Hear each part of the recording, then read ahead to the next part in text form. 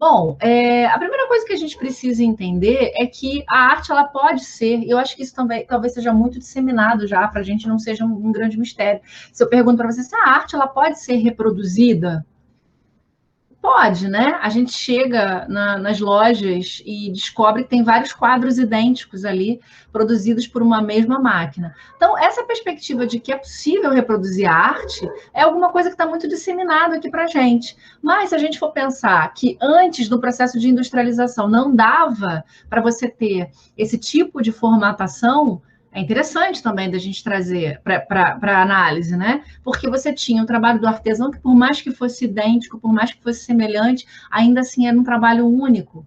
Você tinha ali a possibilidade da pintura, a possibilidade da escultura, que de todas as formas sempre era carregado do que a gente chama de unicidade. E o Walter Benjamin gosta de lembrar, ele vai trazer um conceito muito próprio da fala dele, da análise dele, que é o conceito de aura, tá? Já vi algumas questões com trabalhando esse conceito, a aura da obra de arte. O que seria a aura? Eu vou botar depois, vou mandar o slide para vocês, e tem uma citação dele que ele diz que a aura acontece, você percebe ela quando você está diante de um pôr do sol, por trás das montanhas, e aquele pôr do sol, aquele instante, aquele dia é único.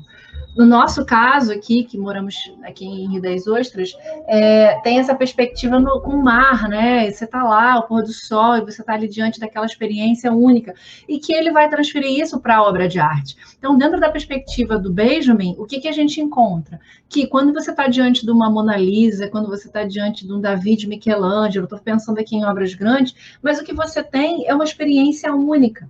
Ah, Roberta, mas hoje em dia a pessoa vai lá no Louvre e ele traz de lá um souvenir eu tenho, né? Não foi ao Louvre, mas ganhei de lá um souvenir com a Mona Lisa pequenininha. Eu estou tendo uma experiência com ela, mas eu sei que ela é única, que ela está lá guardadinha e que é uma experiência que até pode, de alguma forma, se aproximar dessa experiência de unicidade, mas não é uma relação direta com essa obra. Então, o Benjamin ele vai falar dessa figura singular, que tem aí, né, que é composta de elementos espaciais e temporais, e que tem uma história a ser contada, né?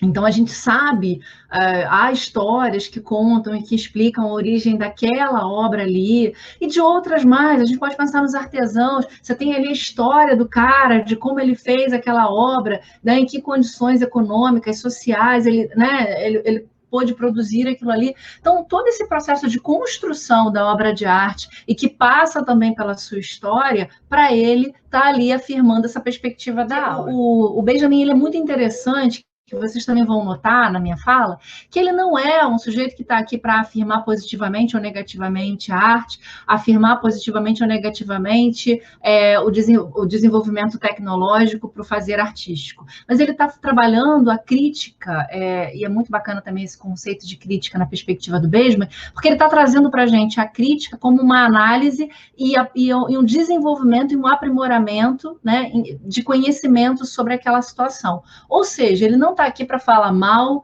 ou para falar bem dessa experiência. Ele está aqui para agregar, ele está aqui para trazer para a gente elementos de análise que foram observados a partir dos seus estudos. Então, uma outra coisa que ele vai perceber, além do fato de que, durante muito tempo, a obra de arte ela teve uma aura, e que essa aura ela vai se perder, né? Quando a gente começa a ter as obras de arte sendo produzidas em linhas de produção, que, veja bem, se eu pego, por exemplo, a minha canequinha do Nietzsche, que nem sai daqui, né?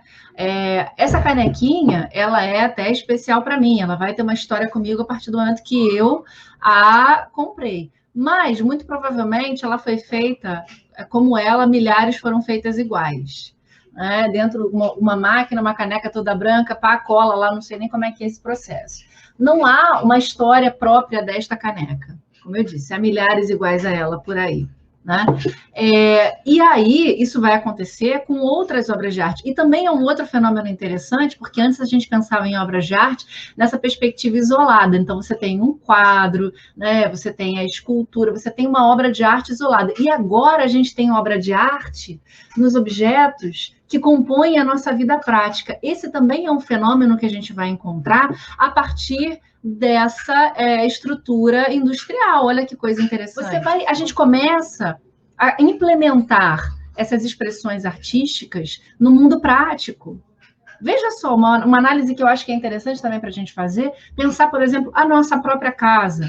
Houve um tempo em que as pessoas elas queriam ter um lugar para dormir, um lugar para guardar as suas tralhas, né?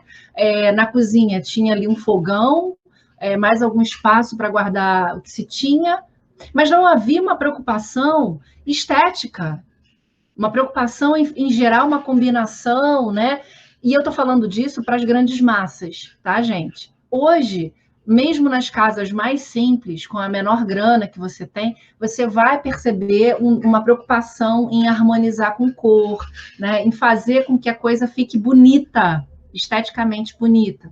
E por que eu estou falando nas classes menos abastadas? Porque essa preocupação em levar, em enfeitar as suas casas, em criar um ambiente com tapete, né, com coisas ali que vão gerar um ambiente mais agradável aos olhos, era uma perspectiva da nobreza num determinado momento. E que vai sendo disseminado, porque a nobreza está lá como referência, né?